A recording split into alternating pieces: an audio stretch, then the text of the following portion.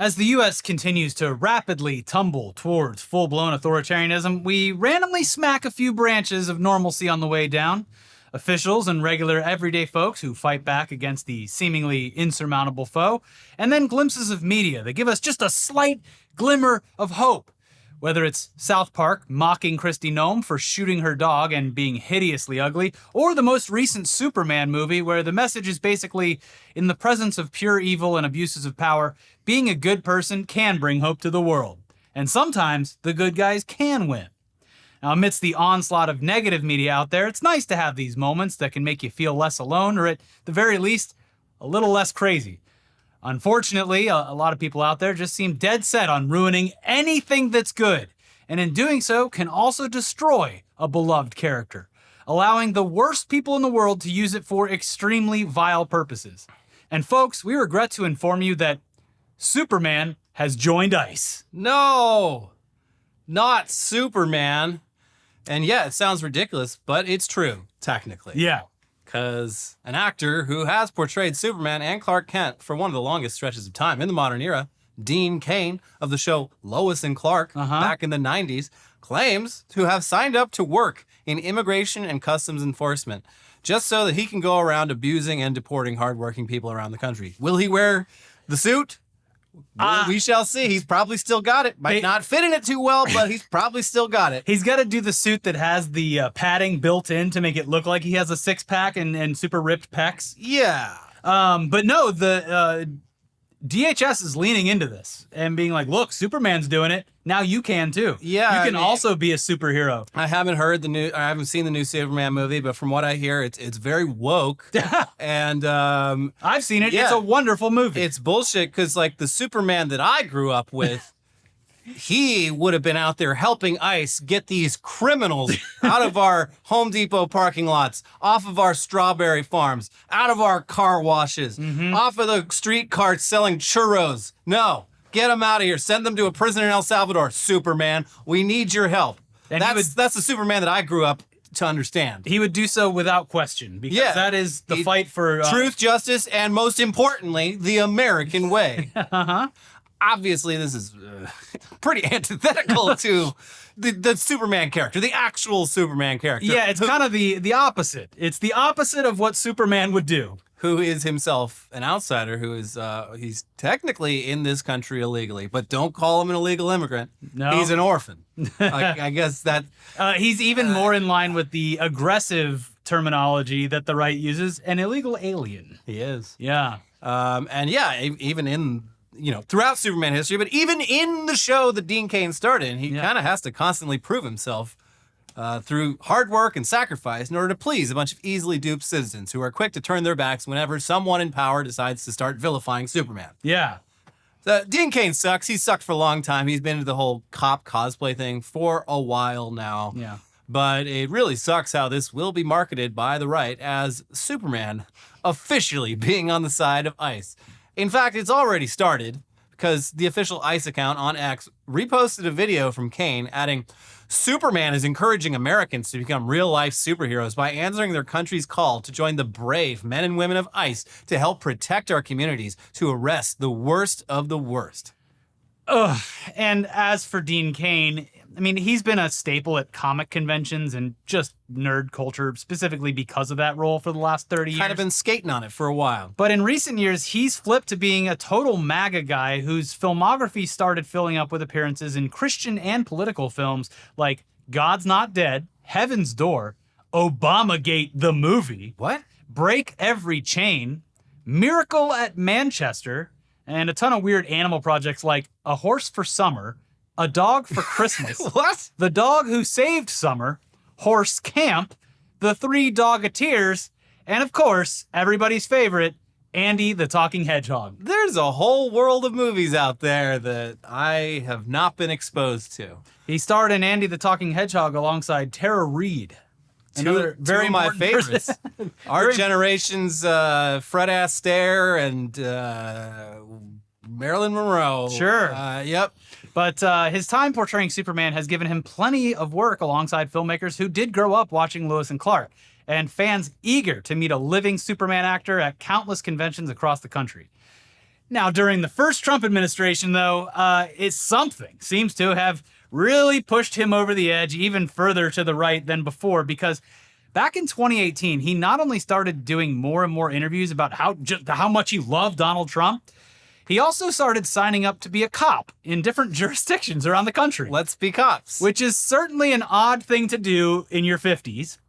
And back in 2018, he was sworn in as a reserve deputy in Idaho. Everyone's dream. And 2 years later, he became a reserve deputy in a different county in Idaho, while also accepting a reserve deputy sheriff gig on the other side of the country in Virginia. How does that work? Like, if I'm a deputized in a jurisdiction I don't even fucking live in, Yeah. do I just, like, whenever I show up, I just go down to the station, hey, boys, I'm in town. I feel like I'll do a little police I'll work. take that gun and badge now Yeah. and be on my way. I guess so. I don't know. It's kind of a similar path taken to the one that Steven Seagal embarked on during one of his many career downturns. Now, Seagal famously became a reserve deputy sheriff in the early 2000s before being suspended by the department for alleged sex trafficking.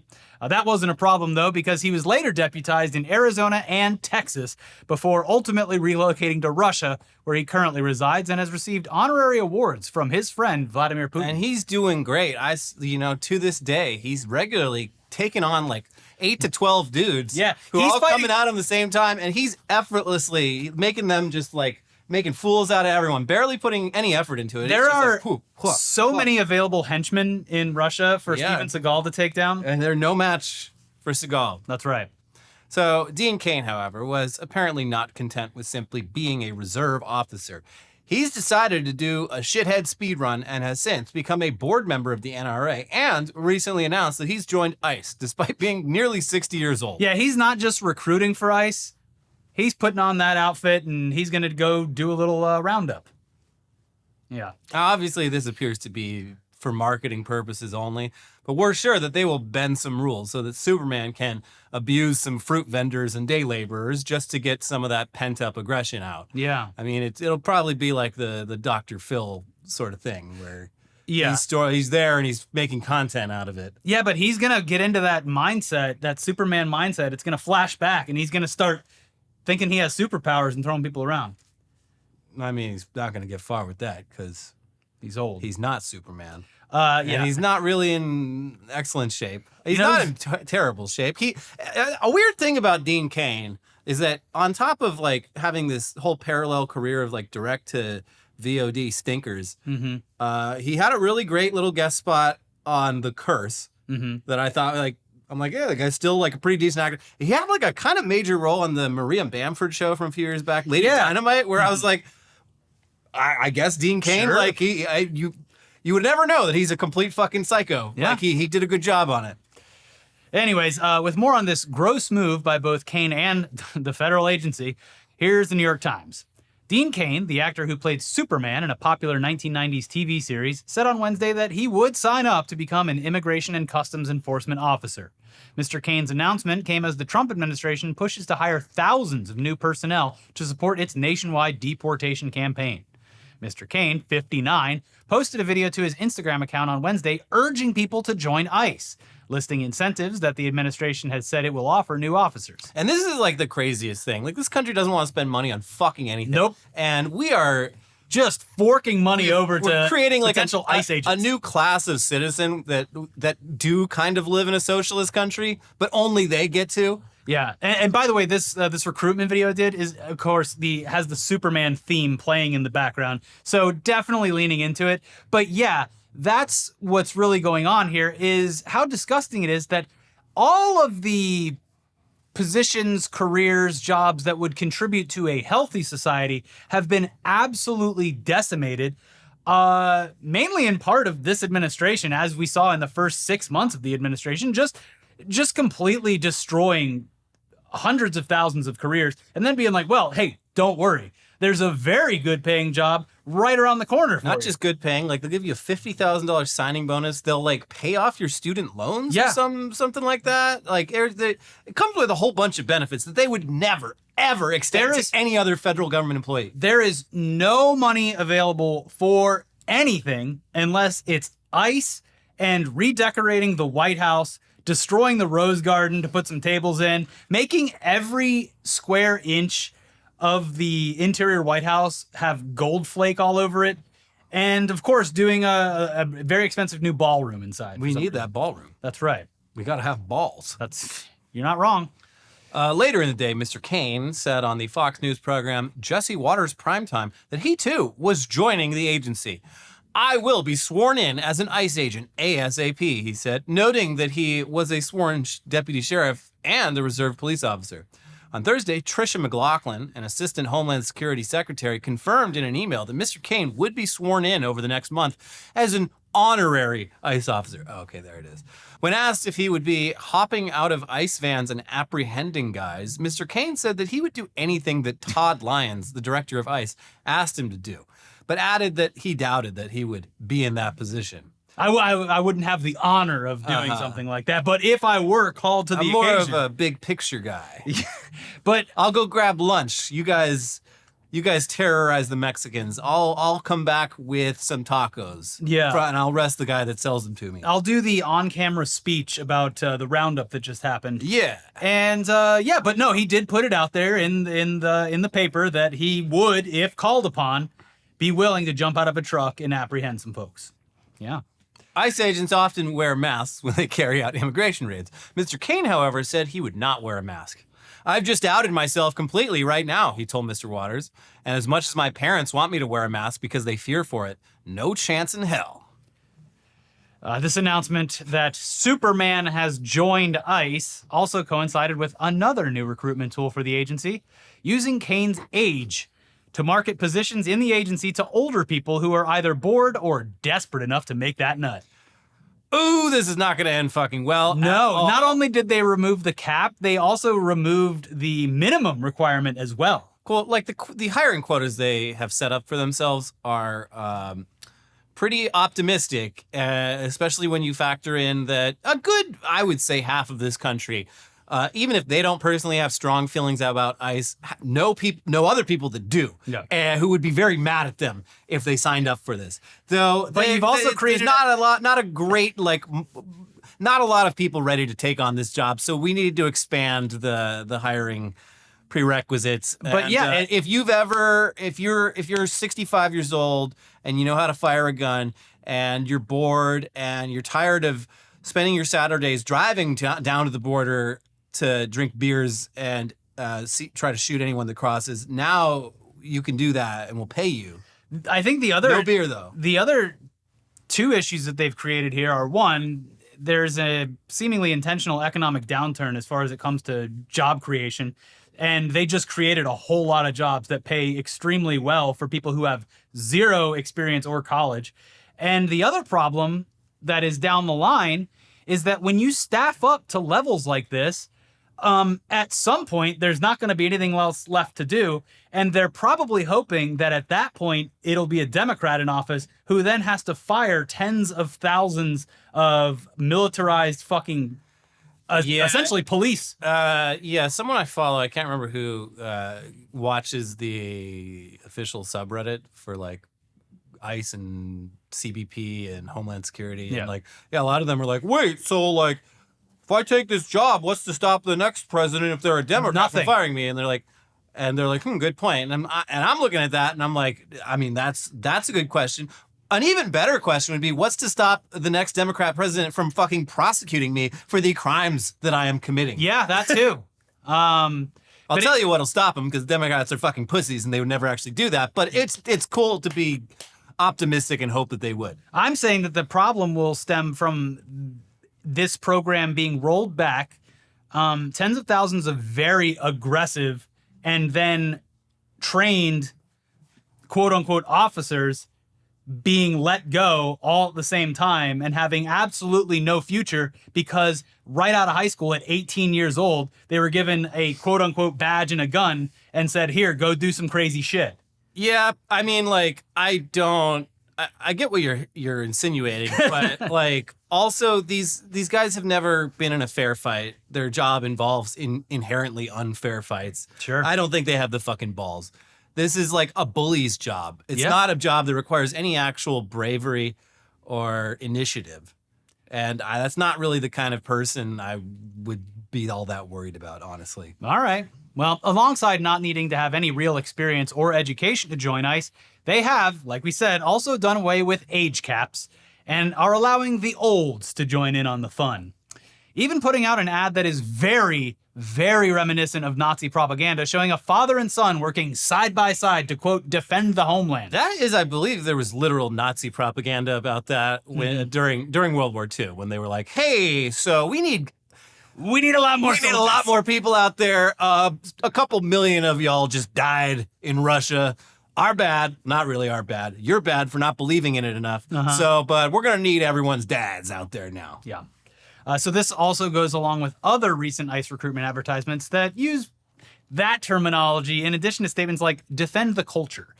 It's gross, obviously, but it's even worse that the country has been completely destroyed as far as careers in education, science, and then fields that actually contribute to a vibrant culture. Yeah, what fucking culture? While at the same time giving massive bonuses to chuds who sign up to act as Trump's personal Gestapo.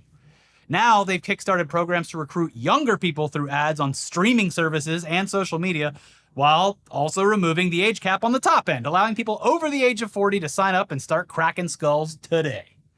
Here's ABC News with more. The Department of Homeland Security said Wednesday that it is removing age limits for new hires at the agency responsible for immigration enforcement, as it aims to expand hiring after a massive infusion of cash from Congress. The department said in a news release that it would waive age limits for new applicants, so even more patriots will qualify to join ICE, the agency responsible for finding, arresting, detaining, and removing people who are in the U.S. illegally.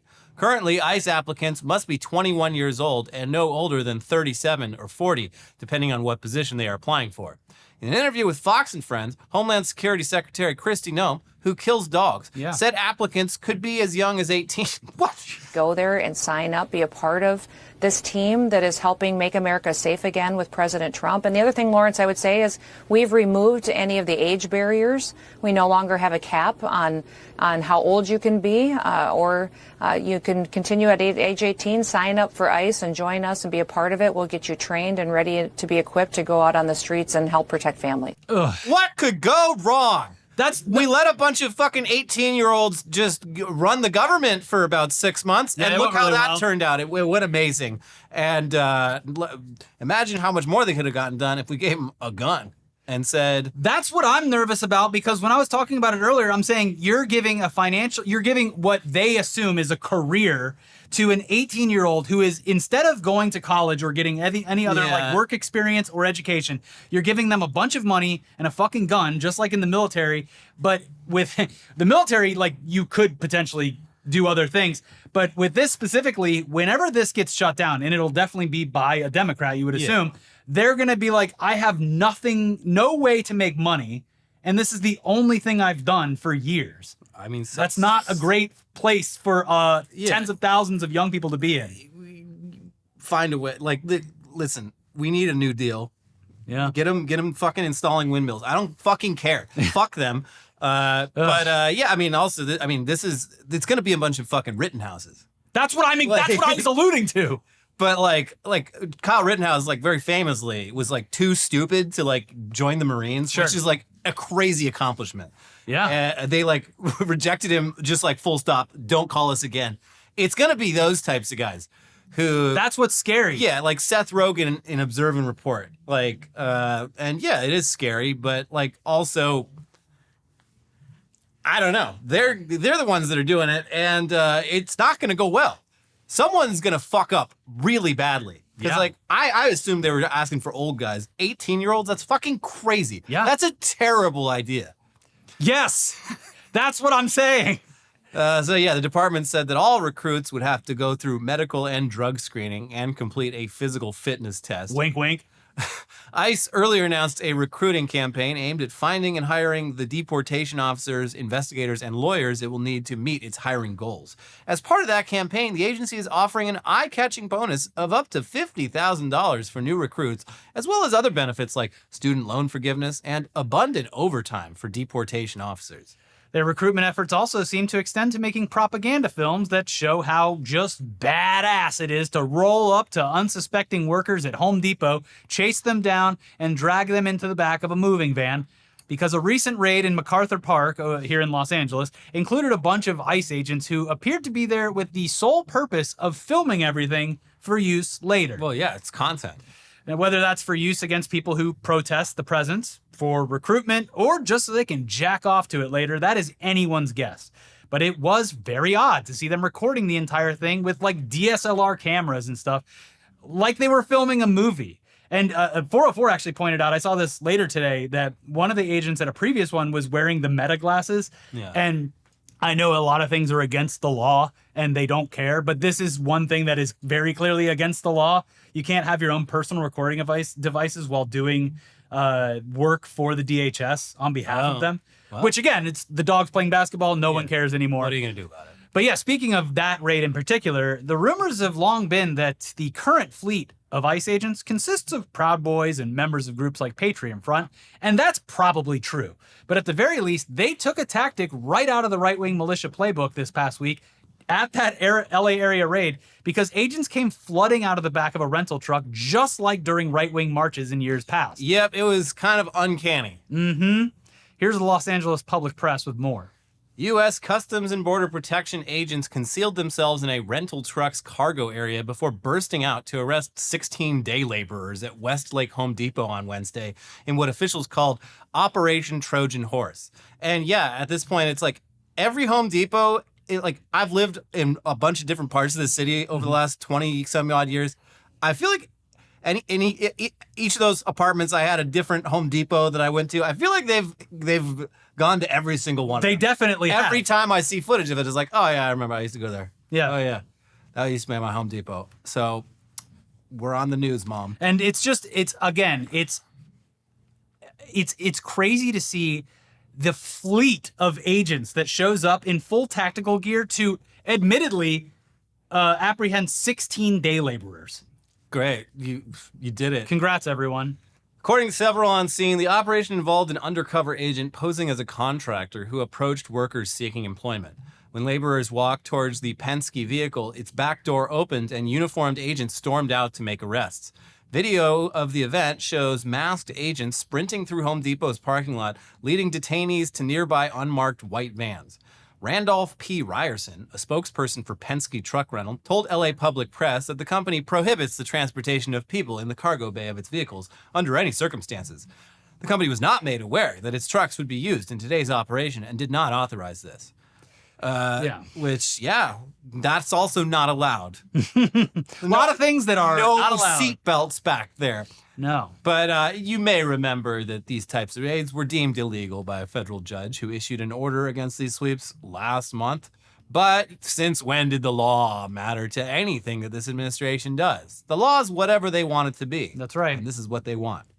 And we know it's infuriating. We all kind of feel helpless here, especially when faced with the irony that they are abducting people for breaking the law, while the agents themselves are literally breaking the law to do so. Yeah, and what's worse is the fact that that order, it was literally upheld by the U.S. Court of Appeals just days before the illegal raid took place.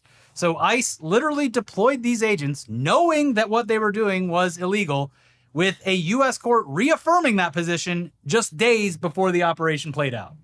But again, apparently nothing matters anymore. Here's LA Public Press again with more on that, and just to plug them even more, if you live in the SoCal area, they do fantastic work. You should definitely, at the very least, sign up for their email updates. They are great. They also have guides on how to handle situations like this if you are faced with one. Links are always down in the description below. Here you go. DHS did not respond to requests for comment about their use of the Penske truck or compliance with the temporary restraining order by the time of publication. LA Mayor Karen Bass condemned the operation as unconstitutional, saying federal agents have been masking themselves and now they're using rental trucks to conduct their seemingly discriminatory raids. Seemingly. Bass referenced the federal court ruling against racial profiling at work sites, calling such tactics un-American and terrorizing ploys.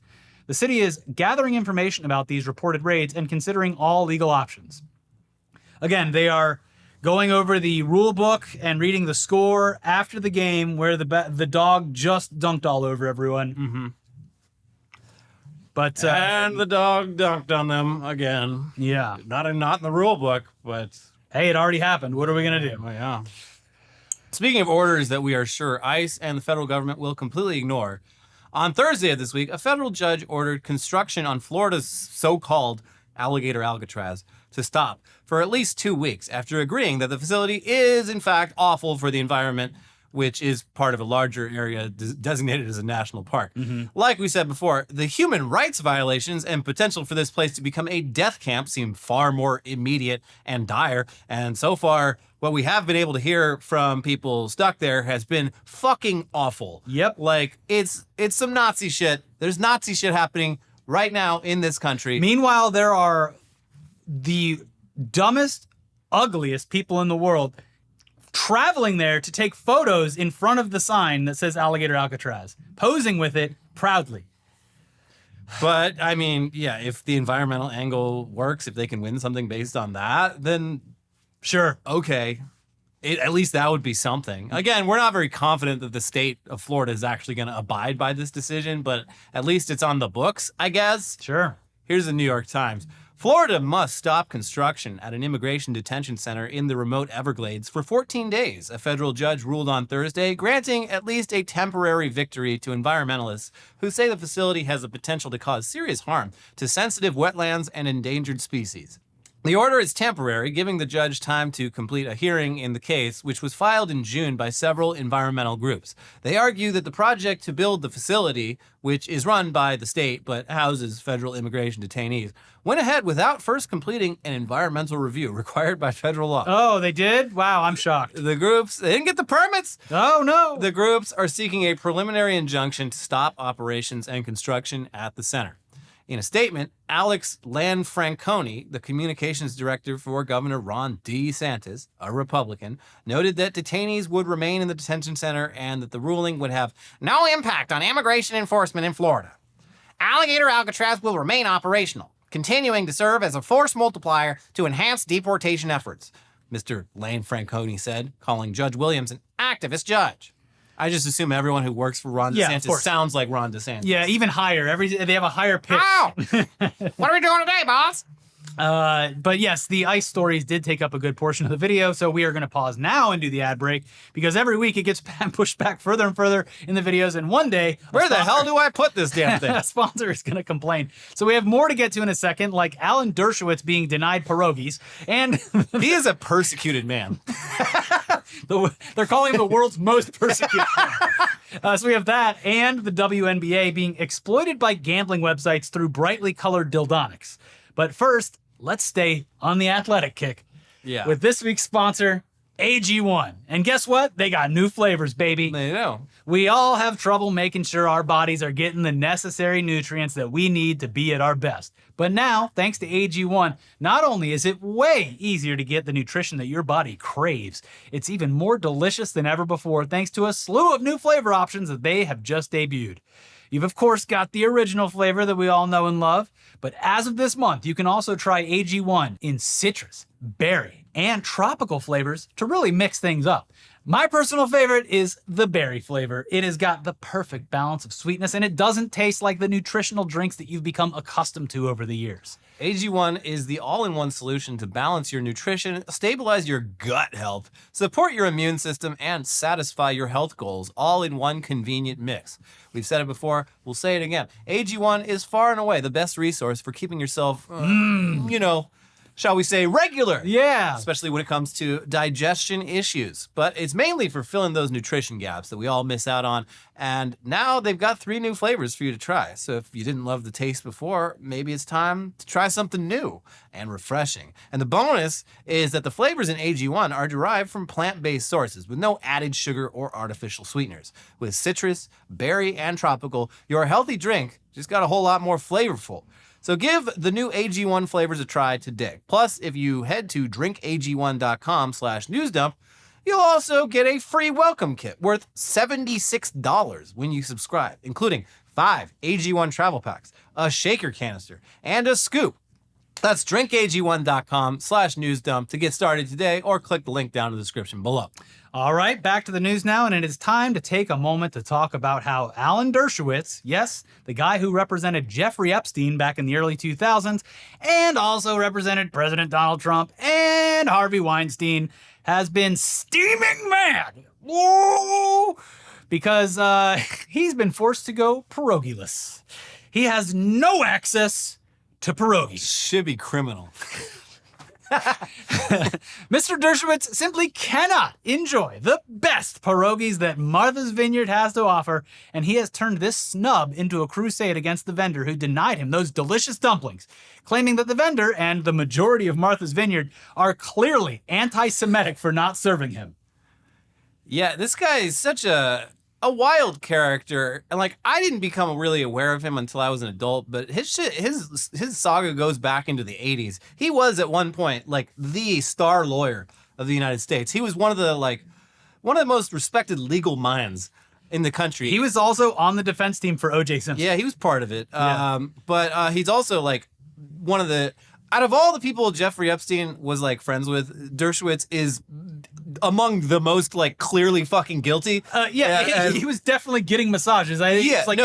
Definitely probably happened. And it's just wild. Like if this man, I just don't understand. Alan Dershowitz is constantly putting himself in the news because like people are being mean to him, and he like immediately calls up the newspaper to tell him that I'm being persecuted. He's upset about they won't sell me a pierogi. And it's just wild for him to be doing that right now when everyone's fucking talking about Jeffrey Epstein. Yeah. But the man. All press is good press, baby. Yeah, the man is not well liked, especially in Martha's Vineyard. No, he is the black sheep of Martha's Vineyard, and they won't even sell him a damn pierogi because they're anti-Semitic. They're anti-Semitic, which is an insane claim to make, especially when you've spent your entire career defending murderers and people who have sexually assaulted and or trafficked countless victims. Well, that's the job. That is what, and the vendors said as much. They're like, no, you defended people who committed sexual assault. Yeah, also you decent chance you might have done a little bit yourself. Yeah, but nevertheless, he persisted. Now, first, here's a clip of the initial video that did go viral. Then we'll get into the details, because after he was denied service the first time, he returned to the scene to harass the vendors even further, and also to point out that like, you see how popular you are? That's because of me, and that's because everyone here is anti-Semitic. He's like, Alan Dershowitz is like Larry David's Wario. Yeah, yeah. And I believe Larry David also, like, this was years ago, but Larry David like confronted him at the grocery store in Martha's Vineyard. Yeah. Anyway, I don't doubt it. Here you go. Hi. You don't sell me pierogi. Come over here for a second. We'll talk. Yeah. I'm videotaping. That's fine. That's fine. I'm Officer Pierre, sir. Alan. And I've been buying pierogi from this guy for a long time. Okay. But when I asked him to sell me pierogi today, he said he refused to. Okay. Because he doesn't like my pierogi. That's Alan Dershowitz, baby. Dershowitz responded to the snub, typing out the following extremely level-headed response to being denied a pierogi, which included, "Don't buy pierogies tainted with the poison of anti-Semitism." Jesus. And as you probably guessed, the video and his outbursts had the opposite effect. It turned this stand into the most popular vendor at the local farmer's market, with an incredibly long line of customers eager to try the forbidden snack. And this is a good marketing campaign because people are like, I want to try the pierogi that Alan Dershowitz can't have. If you want your business in Martha's Vineyard to really thrive, you just put a sign up that says, "All are welcome, except for Alan Dershowitz. Fuck that guy." That's like the sign at one of our local delis says, "Everyone here is welcome, except for ICE agents." Yeah, I mean, that's in a lot of stores. Yeah. Also, this is great marketing because years ago, I bit the bullet. I came off the wallet. I said, I'm going to eat there. And it was the place in New York called Balthazar. And I only ate there because I wanted to go eat there because it was the one place that kicked that fucking James, whatever, isn't it, the late night host? Oh, James Corden. Yeah, they kicked him out. That's right, because he was like rude to the staff. Yeah. I was like, I got to eat at that place. Okay. Yeah. So, anyways, here's the local outlet, the Vineyard Gazette, with more. Alan Dershowitz, a seasonal Chilmark resident and prominent attorney known for his controversial clients, is threatening litigation after he was denied a half-dozen pierogi at the West Tisbury Farmers Market this week. A Harvard law professor famous for his public outcries of being socially ostracized on Martha's Vineyard. That's what he's famous for now. Yeah. He's famous for just being like everyone in Martha's Vineyard fucking hates him. Yeah. Mr. Dershowitz issued the threat and laid out his claims of discrimination at the summer market in a 30-minute video posted on YouTube Wednesday. He alleged that he tried to order the dumplings at Good Pierogi during the weekly Wednesday market before the person at the stand refused to do business with him due to Mr. Dershowitz's politics. He said at one point he didn't like the people I defended, said Mr. Dershowitz, who has represented O.J. Simpson, Jeffrey Epstein, and Donald Trump. Yeah, oh wow, why would anyone not like that? A lot of people don't like the people I've represented, but they don't refuse to serve me. And I said, that was pure McCarthyism. No, that's not McCarthyism at all, you fucking idiot. During his video, in which he sported a farmer's market t-shirt, Mr. Dershowitz went on to threaten legal action against the farmer's market to ensure that they will only have booths that will sell to everybody and don't allow booths that discriminate on the basis of race, gender, religion, or politics. Police were called around 10 a.m. to assist the situation. Oh my God. According to a statement from West Tisbury Police, Mr. Dershowitz expressed displeasure with the operators of the pierogi tent. An officer de-escalated the situation, and everyone went their separate ways.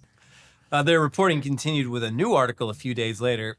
Hundreds of people attended the West Tisbury Farmers Market this week to show support for the pierogi vendor who refused to sell dumplings to prominent attorney Alan Dershowitz at the market last week. Mr. Dershowitz, who is Jewish and often wears a shirt that reads, "Proud American Zionist at the market." It's so fucking obnoxious. Yeah. Proud American Zionist at the market was at the Agricultural Hall grounds on Saturday for the market. And according to Miscavige, was handing out flyers that claimed the chef was an anti-Semite. During an airing of Mr. Dershowitz's podcast, Mr. Dershowitz also said he believed he was denied pierogis because of his support for Israel. Crowds migrated towards the perimeters of the Good Pierogi booth as Mr. Dershowitz took his place in line with the book, The 10 Big Anti-Israel Lies. He had brought the book to give to Miscavige and had inscribed a note reading, "Please learn the truth." Miscavige, their spouse Lily Rose, and worker Talia Weingarten respectfully did not accept the book. "This is not a cross-examination. This is a conversation," Ms. Weingarten said to Mr. Dershowitz, evoking cheers from the crowd. and everyone clapped. "My Jewish culture is a history of resistance against genocide. We are not anti-Semites. We stand against oppression of all people." Oh, she's literally Jewish. Oh my God. She continued. As the conversation continued, people surrounded the tent, began to chant, "Time to go," at Mr. Dershowitz. Wow. Woo! Didn't go quite how he imagined it would. I can assume that this is going to turn into a bigger deal, and he's going to keep talking about this for weeks on his podcast. He got a lot of content out of this. Yeah. He is a persecuted man. This is his Sydney Sweeney's genes. He's like, I need anything to talk about that isn't Jeffrey Epstein. He does. Because, I'm kind of shocked. Maybe people just assumed he was dead because he is very old. But it's weird that all this talk about, how could we possibly know what Donald Trump got up to around Epstein unless we talked to Ghislaine Maxwell? And it's like, well, Alan Dershowitz right over there. He might know. He might have some answers too, but I doubt he will tell. Yeah. But now it is time to talk about the WNBA and the recent incidents involving sex toys being thrown onto the court at games. Just the basic facts here are offensive, sexist, and stupid. It's the type of prank that only children would really laugh at, but it has an even more sinister aspect to it as well because it involves a very particular type of gambling that we have talked about before. Gambling? And it even confirms one of our own predictions regarding how these bets can start to literally alter reality for everyone else. Dildos of varying colors are being thrown onto the court at WNBA games. And the reason clearly seems to be that crypto betting platforms like Polymarket are allowing wagers on the activity down to the color of the dildo that is used. And it's causing people to go out and perform these stunts in order to secure their bets and potentially rake in tens of thousands of dollars. It is pretty straightforward. You place a bet, you say that a green dildo is going to land on the court during a game, you acquire a green dildo, you sneak it into the arena and throw it on the court, securing the wager that you or any number of people placed on this actually happening.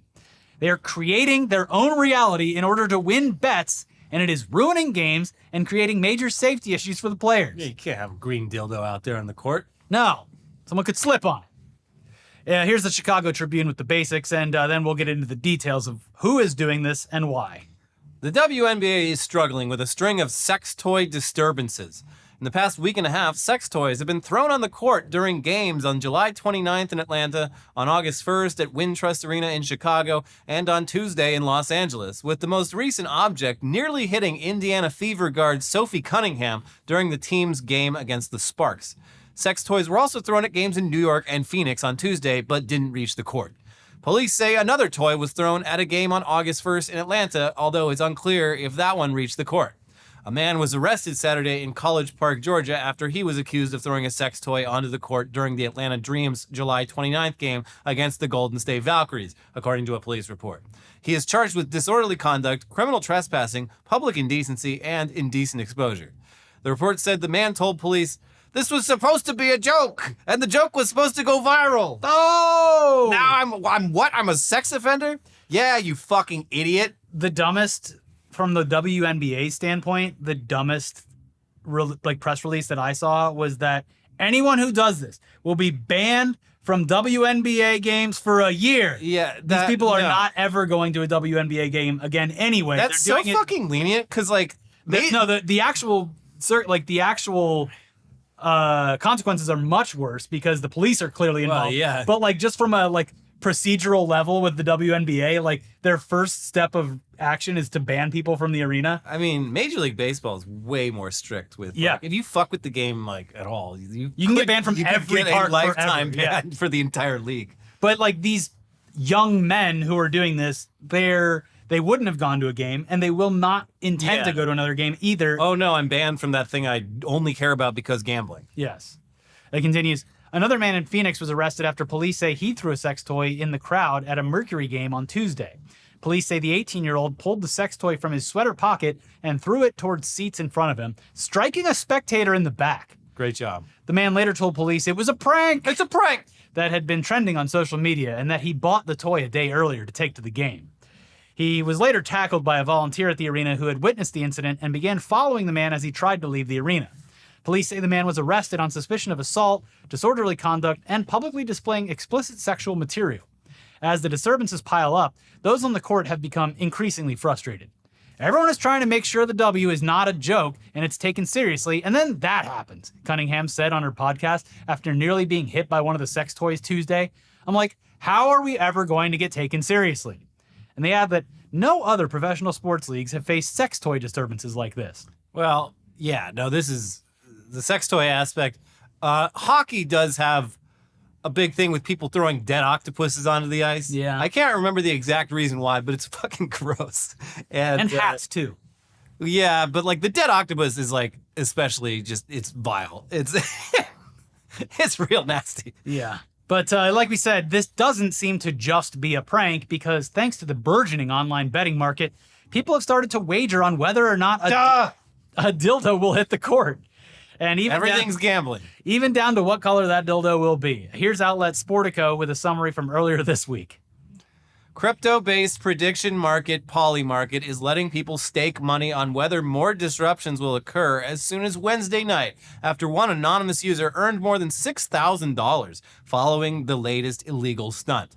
Before the Las Vegas Aces and Golden State Valkyries take the floor, Polymarket has handled thousands of dollars in futures contracts on whether a specific type of sex toy will be thrown during play. As of midday Wednesday, the odds were roughly 20% yes, 80% no. The market exemplifies how new prediction platforms attempt to financialize virality with the potential to encourage behavior forbidden by authorities. For at least one speculator, the LA offender appears to have also generated a profit. As Polymarket pointed out on his X account, user Giga Chad Solana invested $13,044 around 5:30 p.m. Eastern Time Tuesday on the side that a specific type of sex toy would be thrown at a WNBA game by August 10th.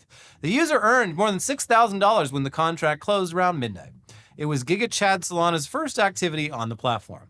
On Wednesday, the platform launched daily sex toy toss markets, with users able to predict whether similar acts will disrupt games on individual days through August 12th. Users can suggest markets, but an in-house team creates them. A Polymarket representative did not immediately respond to a request for comment. So someone down at Polymarket HQ is like, Hey. oh, Time to make some more money. well, you got to strike while the iron's hot. Strike while the dildo's wet. Yeah. This is God. extremely upsetting. We need to ban all gambling. We need to put these Polymarket people in prison. That's right. But somehow it does get dumber because now there's an actual crypto coin and crypto company attached to this brand new dildo on the court phenomenon. Dildo dollar? You're damn close. Damn it. We of course hope that this trend fizzles out soon, especially because the people throwing the sex toys, they are facing harsher and harsher punishments. It's including potentially having to register as sex offenders. Yeah, great job. Depending on the state laws where these incidents take place. Then they're only going to be able to get jobs at ICE. That's right. So, regardless, here's the dumbest shit you'll hear all week from Reuters. A pair of reports published Thursday linked the recent rise of sex toys being thrown onto WNBA courts to a cryptocurrency group pushing a meme coin. A spokesman for the group behind Green Dildo Coin Shut up. took credit for the trend in an interview with USA Today, while The Athletic reviewed a live stream of cryptocurrency enthusiasts in which speakers celebrated a sex toy being thrown onto the Los Angeles Sparks court Tuesday. The group has claimed that their meme coin's goal was to combat a toxic environment in the cryptocurrency world and insisted that its members did not dislike women's sports, though it's unclear why Green Dildo Coin advocates have fixated on the WNBA. The crypto group's spokesman defended the stunts to USA Today, saying, "We didn't do this because, we dislike women's sports or, some of the narratives that are trending right now are ridiculous," he said. Creating disruptions at games is it happens in every single sport, right? We've seen it in the NFL, we've seen it in hockey, fans doing random things to more or less create attention. We knew that in order to get a voice in the space, we had to go out and do some viral stunts to save us from having to pay that influencer cabal, sacrifice our souls, and the fate of the project. Okay. The group placed one of its sex toys on the Wall Street Bull statue in New York. And the meme That's kind of funny. and the meme coin's value has grown more than 300% in the past 7 days, USA Today reported. Oh, it sounds like it's just going to keep on going up. Where do I buy? This line will never, ever go down. And it's gone. Everything is gambling and everyone is doomed. But speaking of lines that never, ever go down. Yeah, let's round out the episode with some good news. Yeah. Because, folks, not only is the economy doing fine, it's actually better than fine. And all those terrible numbers and revisions to economic data that you heard about recently, they're fake news. Fake news. Because the president is back with some brand new charts and graphs. And in these charts and graphs, baby, the line only goes up. And there's a little rocket attached to it. That's right. Yeah, blast it's off. It's going time. to the moon, it looks like. Yeah, you better hodl. That's right. After firing the head of the Bureau of Labor Statistics last week after claiming that she rigged the job data to make him look bad, Trump has debuted some new charts alongside former Fox News host, current Heritage Foundation member, and author of the book Trumponomics, Steve Moore. Great. Who was more than happy to help the president paint a much rosier picture of the country's economic reality. Here's a clip from the press event where Trump talks about one amazing chart in particular that clearly shows off how the line only go up. This one chart really says it better than anything. If you look at this is great, but this chart is pretty amazing right here.